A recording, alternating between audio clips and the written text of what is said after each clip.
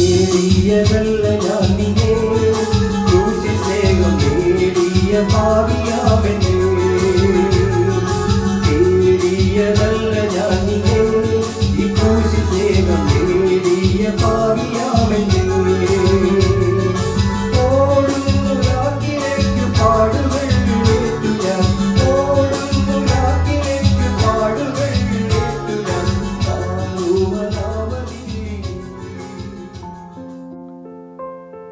ദൈവനാമത്തിന് മഹത്വമുണ്ടാകട്ടെ.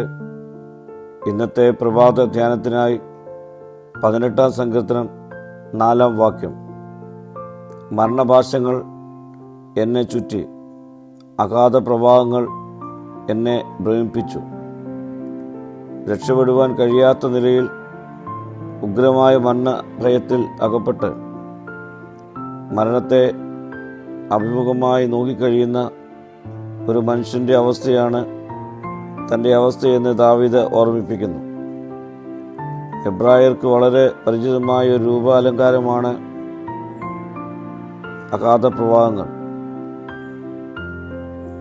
ലെബാനോനിലും സമീപ പർവ്വതങ്ങളിലുമുള്ള മഞ്ഞുകട്ടകൾ വേനൽക്കാലത്തെ ഒഴുകി യോർദാൻ നദിയിൽ കൂടെ ഇരുകരകളെയും തട്ടിത്തകർത്തൊഴുകുന്ന കാഴ്ച അവർക്ക് സുപരിചിതമാണ്.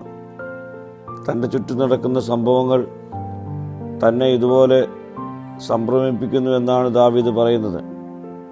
പ്രിയ സ്നേഹിതരെ, മരണവേദനയുടെ പാശങ്ങളാൽ നാം ചുറ്റപ്പെടുമ്പോഴും അഗാധ പ്രവാഹങ്ങൾ നമ്മെ ഭ്രമിപ്പിക്കുമ്പോഴും നാം ഭയപ്പെടേണ്ട. കാരണം ദൈവം നമ്മോട് കൂടെയുണ്ട്. ഈ സാന്നിധ്യം തിരിച്ചറിഞ്ഞ് ഭയപ്പെട്ടു പോകുന്ന ജീവിത അനുഭവങ്ങളിലൂടെ ധൈര്യത്തോടെ നമുക്ക് മുൻപോട്ട് യാത്ര ചെയ്യാം. പ്രാർത്ഥിക്കാം. കർത്താവേ, ഞങ്ങളെ സംഭ്രമിപ്പിക്കുന്ന ജീവിതാനുഭവങ്ങളിൽ നിന്റെ സാന്നിധ്യം തിരിച്ചറിഞ്ഞ് ജീവിക്കുവാനുള്ള കൃപ ഞങ്ങൾക്ക് നൽകണമേ. മഹത്വം നീ എടുക്കണം. യേശുവിൻ്റെ നാമത്തിൽ തന്നെ. ആമീൻ.